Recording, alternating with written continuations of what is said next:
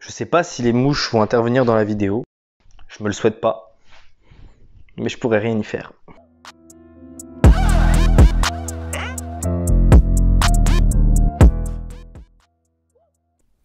Un son par jour, saison 2.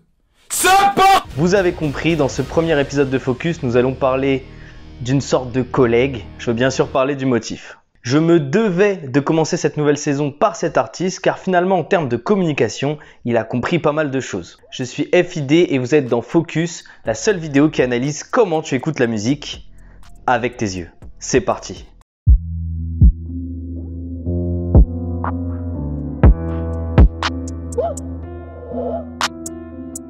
Je veux qu'on me regarde mais je peux plus me les voir. Y'a que l'image qui compte. Focus. Y'a que l'image qui compte. Focus. Y'a que l'image qui compte. Focus. Je fais ce type de contenu régulièrement, donc n'hésite pas à t'abonner à la chaîne si le contenu te plaît. Avant de t'expliquer comment le motif a cassé les algorithmes, petit résumé pour ceux qui ne le connaissent pas encore.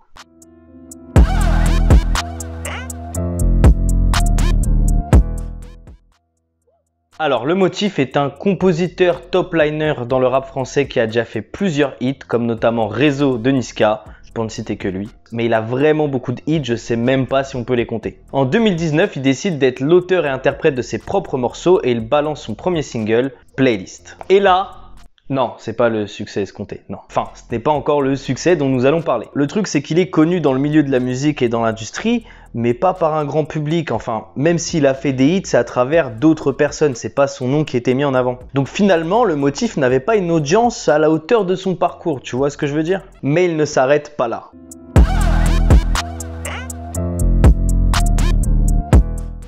En mars 2020, il y a eu le Covid-19. Et en dehors des 10 000 freestyles et des lives Instagram que nous avons mangés pendant les 3 mois du premier confinement, le motif a décidé de faire les choses différemment. En effet, pendant le confinement, il montrera à travers des vidéos YouTube comment faire un hit en quarantaine et également comment faire un clip en quarantaine. Le cumul des 3 vidéos totalise quasiment 1 million de vues, soit quasiment le double de son premier single. Avec ce format, le motif est clairement sur un concept un peu bêta de ce qui va faire son vrai succès.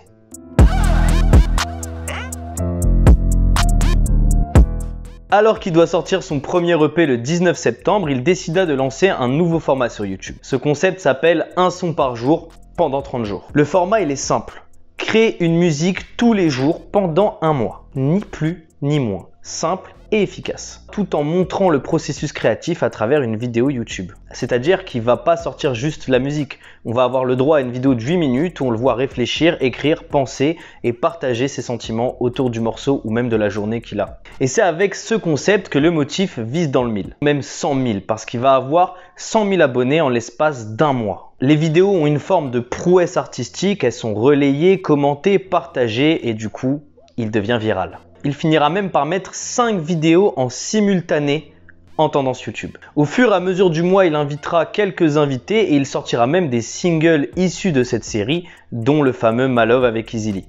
Bientôt single d'or.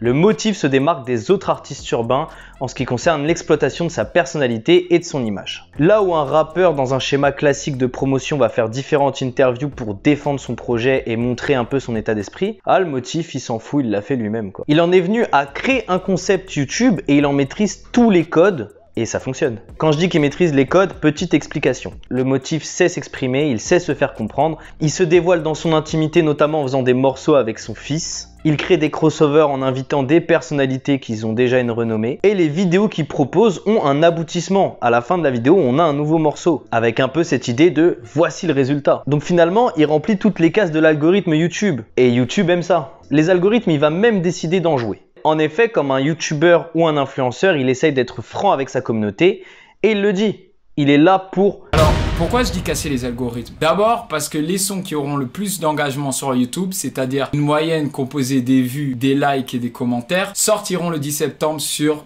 toutes les plateformes.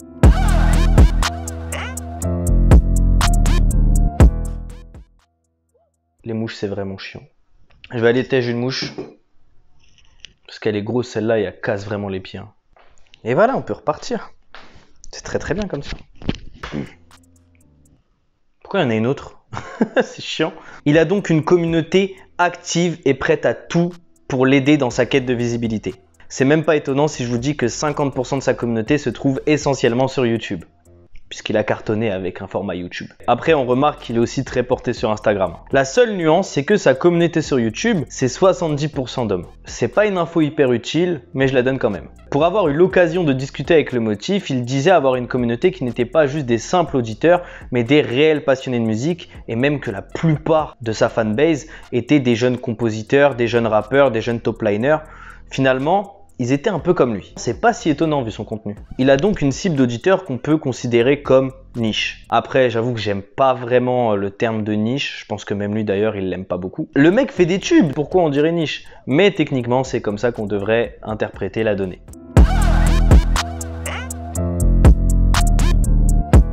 La première saison de Un son par jour s'est terminée. Il a sorti son EP. Mais il n'allait pas s'arrêter là. Il a décidé de relancer cette année une saison 2 pour un son par jour. Dans l'idée, on peut dire que le format est sensiblement le même.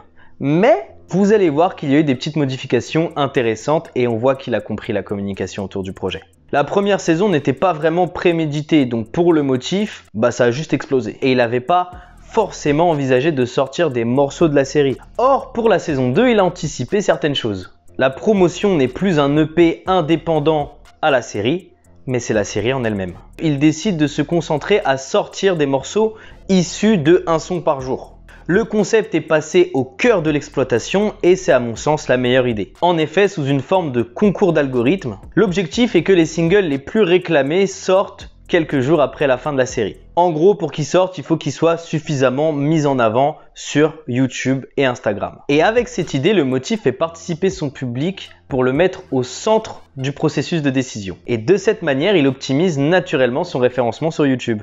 Il maîtrise même l'art du teasing en annonçant que le dernier son dès un son par jour, ça sera la sortie du projet. Ingénieux, non ?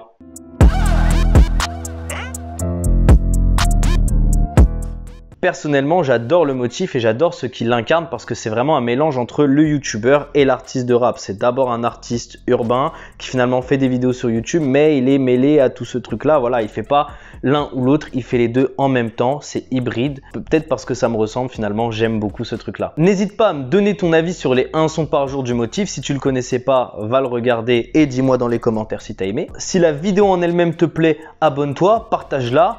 Et si tu es déjà un membre de la communauté du Motif, envoie-le au Motif. Je sais pas si cette vidéo va casser les algorithmes, en tout cas je vous donne rendez-vous très prochainement pour un prochain épisode de Focus.